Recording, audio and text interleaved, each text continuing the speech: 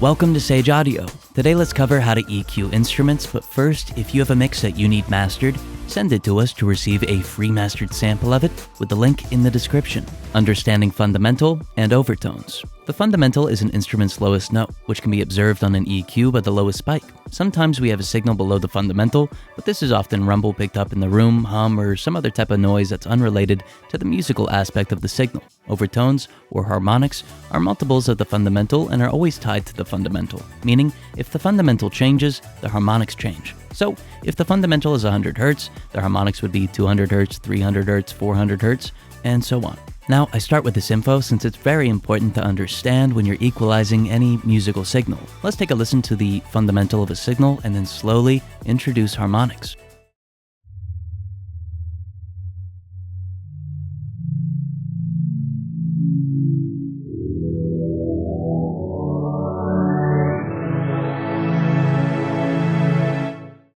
Why low frequencies are difficult to mix. Another bit of info that's helpful to know before equalizing is how the low frequency range presents a unique set of issues. If we look at a scale in the low frequencies, we'll notice the notes are much closer together than in the high frequencies. Additionally, low frequencies are often very powerful. Since they're harder for us to hear, mixes need more lows to sound balanced. So let's quickly listen to the lows of a mix and notice how clustered the range can become if EQ'd incorrectly.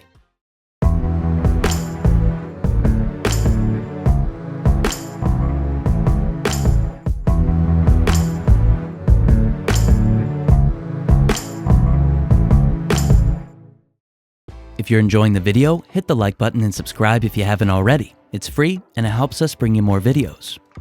Separating kick and bass with EQ. Following the ideas from the last chapter, let's consider how to separate our kick and bass. First, I want to find the fundamental frequency on the kick. Now what's great about the kick is that it always stays just about the same frequency, meaning I can attenuate its fundamental on my bass. So I'll dip the frequency about 3 to 5 dB, resulting in more space for the kick and less clashing in the lows. Let's take a listen.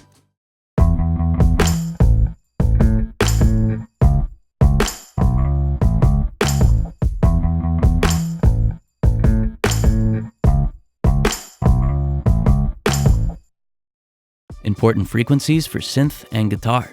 On synths and guitars, we'll want to leave the fundamental in if the instrument is being used to fill the spectrum, but if it's competing with the lows of the vocal or making the mix cluttered, let's attenuate it. To keep it from covering the vocals, we could attenuate a little of 250 Hz and 2 kHz. Or we could boost these if the vocal is sticking out too much. Lastly, if we have a mid-side EQ, I found that amplifying the side image around 300 Hz almost always improves the sound of these types of instruments. So let's take a listen to some of these filters and keep in mind how the instrument interacts with the vocal and how amplifying the side image lows improves the sound.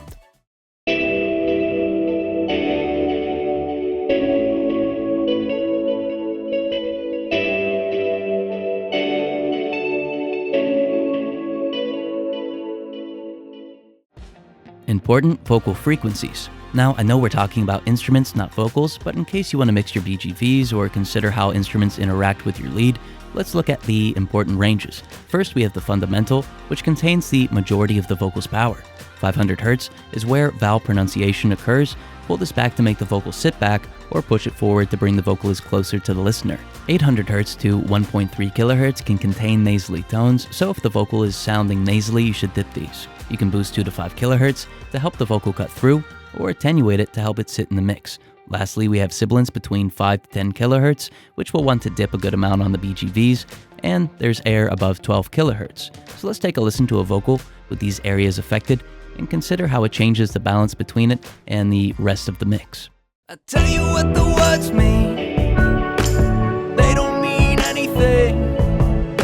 I tell you what the words mean, they don't mean anything.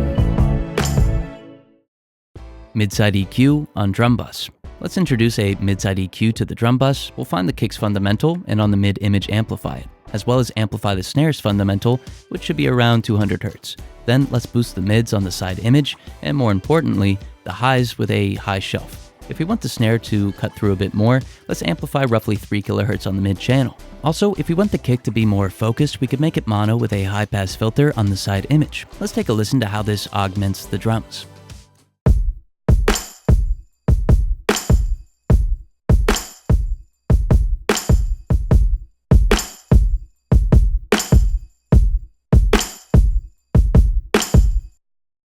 Equalizing orchestral instruments. Typically, orchestral instruments should only be treated with very gradual curves. For example, if you need to introduce a high-pass filter, make it 6 dB per octave. Or if you need more high frequencies, use a high-bandwidth shelf and amplify only about 1 to 1.5 dB to keep the sound natural. Now, although cutting the sides lows worked well on the kick drum, that shouldn't be done on orchestral basses. Let's take a listen.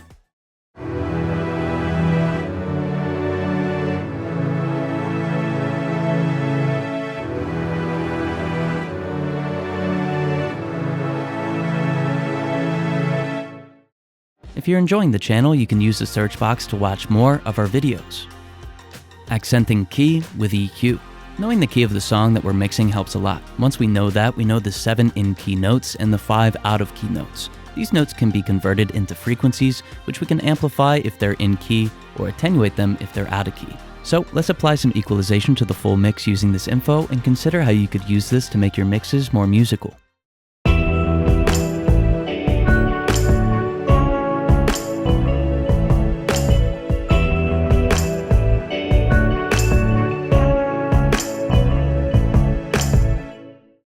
Softening instrument with linear phase. If you have an instrument that's sounding too harsh, or maybe you just want it to be slightly subdued sounding, enable linear phase on your EQ. This is going to cause mild phase cancellation, and the effect is going to become more noticeable the higher the latency that you select. Now, I find that this works great on vocals, but let's try it on drums since that'll make the effect clearer to hear. That said, I wouldn't recommend this effect on drums in most cases.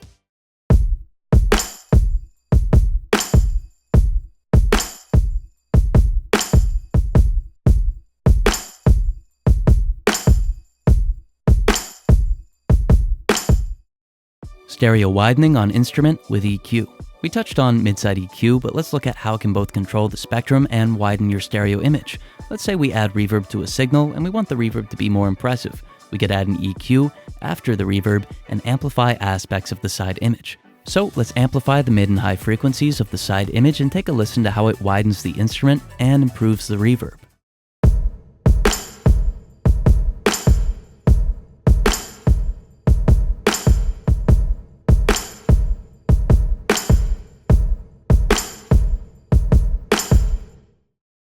Inverse EQ, competing signals. If two signals are really in each other's way, you can use inverse EQ to help. First, match one of the signals to the other using an EQ with a match function. Then, after deleting some extreme bands, highlight the ones that remain and invert the gain value. Now, everything that would have made them match is causing separation between them. Let's take a listen to the effect.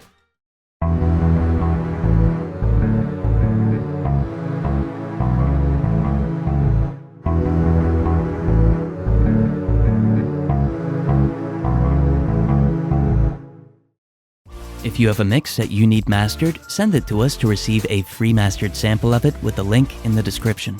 Thank you so much for watching.